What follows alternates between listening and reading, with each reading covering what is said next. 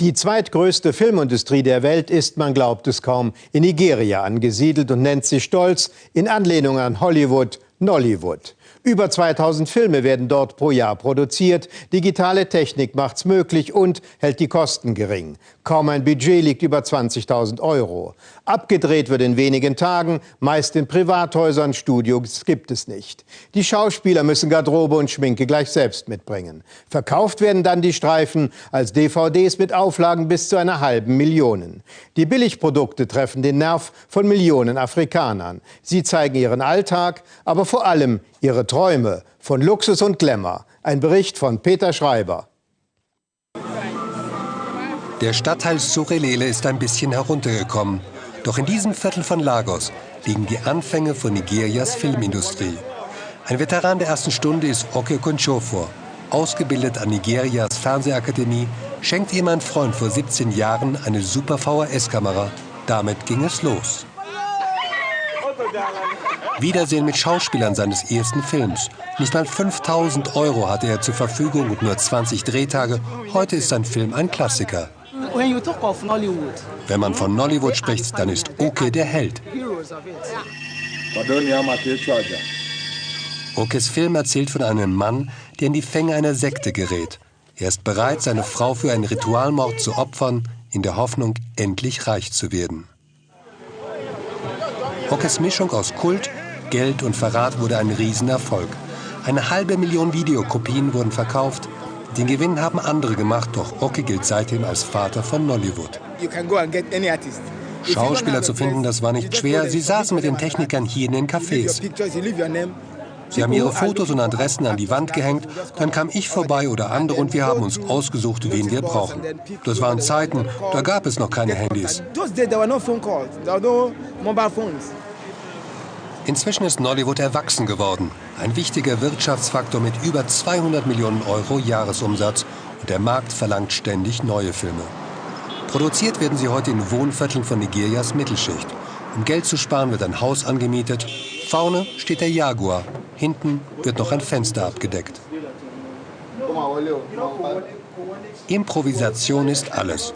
Mehr als 14 Drehtage für einen 90-Minuten-Film sind selten drin. Eine echte Herausforderung, denn in Lagos fällt alle paar Stunden der Strom aus. Heute hat das Team Glück.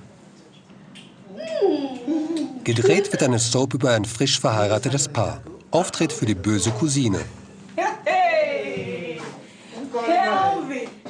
Sie wirft der Ehefrau vor, nicht mal richtig kochen zu können. Genervt verlässt die das Zimmer.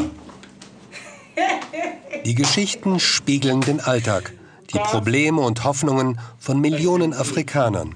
Wir mögen das Drama. Wir erzählen Familiengeschichten, Liebe, Verrat, aber auch Korruption. Es sind Geschichten, die jeder schon mal erlebt hat, die uns jeden Tag passieren. In Nollywood-Filmen wird viel geredet. Afrikanisches Kolorit, Menschen in traditioneller Kleidung. Dazu kommt die Sehnsucht nach einem besseren Leben, nach einem großen Haus und schicken Autos, ein Traum vom Luxus. Mittlerweile gibt es auch aufwendig produzierte Actionfilme. Von der Machart ähneln sie amerikanischen Vorbildern, aber sie spielen in Afrika, hier im nigerianischen Bürgerkrieg. Charles Igwe gehört zur neuen Generation von Nollywood-Produzenten. Ständig im Auto unterwegs sucht er Geldgeber und Sponsoren. Filmkunst interessiert den ehemaligen Banker nicht. Ihm geht es allein ums Geschäft. In einem Möbelladen sucht er Ausstattungsstücke für sein nächstes Projekt. Was immer er will, bekommt er umsonst. Dafür wird im Film Abspann das Möbelgeschäft genannt. Berührungsängste mit Werbung kennt Nollywood nicht. Tabu ist etwas anderes. Sex können wir in unseren Filmen nicht zeigen. Das geht in Afrika einfach nicht. Aber wir zeigen dem Zuschauer mit einem solchen Bett, was möglich ist. Und wir sagen ihm, solche Luxusmöbel kannst auch du mal haben, selbst wenn du jetzt noch nicht so weit bist. Jeden Tag kommen im Schnitt 2 neue Filme auf den Markt. Dabei den Überblick zu behalten, fällt selbst Charles Igwe schwer.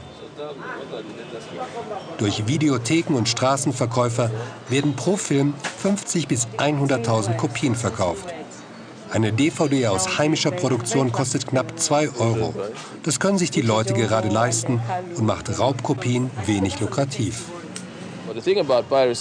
Piraten, die illegal Filme kopieren, interessieren sich für amerikanische Filme viel mehr als für unsere. Da ist die Gewinnmarge größer. Piraten haben eigene Vertriebswege. In Videotheken geht das nicht. Produzenten wie Charles Icke setzen auf niedrige Produktionskosten und hohen Output.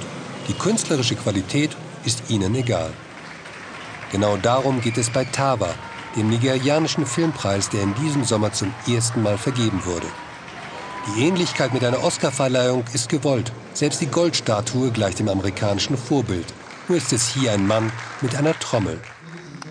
Geehrt wird schließlich auch der Mann, der den Grundstein gelegt hat für Nigerias Filmindustrie, Oke Okonjofor, der Vater von Nollywood. In einem Hinterhofhaus hat er ein kleines Büro. Hier produziert er eine wöchentliche Fernsehserie und eine Talkshow. Die Gier nach dem Geld stößt ihn ab. Lieber bleibt er sein eigener Herr. Dabei ist er ein leidenschaftlicher Filmemacher, für den Nollywood viel mehr ist als eine Goldgrube. This film industry called Nollywood has given Africa a voice. Nollywood hat Afrika eine Stimme gegeben. Eine Stimme, mit der wir uns wehren können. Gegen die Propaganda und das negative Bild, das man sich gemeinhin von uns macht. Wir haben unsere eigenen Geschichten und die können wir Afrikaner jetzt der ganzen Welt erzählen. Jeder Drehtag ist eine neue Herausforderung. Die technischen und auch die finanziellen Möglichkeiten von Nigerias Filmindustrie mögen beschränkt sein. Die Story ist einfach, die Bilder grell und der Ton verzerrt. Doch Nollywoods Siegeszug auf dem afrikanischen Kontinent wird das nicht stoppen.